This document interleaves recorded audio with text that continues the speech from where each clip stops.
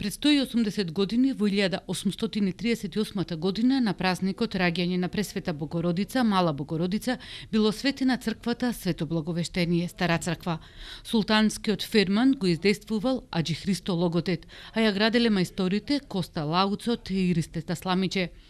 Иконостасот, владичкиот стол и амвонот ги изработиле тајфата на Петре Филиповски Гарката и неговиот зет Димитар Станишев од село Гари.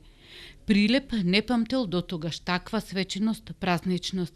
3 дена се славело, 3 дена празникот било, 3 дена нова руба се носила, 3 дена тапани и зурли свиреле, 3 денови во Прилеп се сторило сторение, како Прилеп да станал Солун, како Стамбол да заприлегал.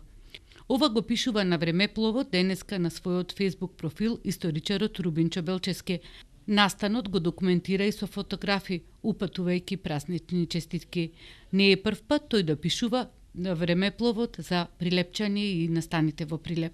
По повод денешниот празник, бројни верници ги посетија храмовите на овој празник, што според религијата е посветен на мајките, но и на сите кои се молат за пород.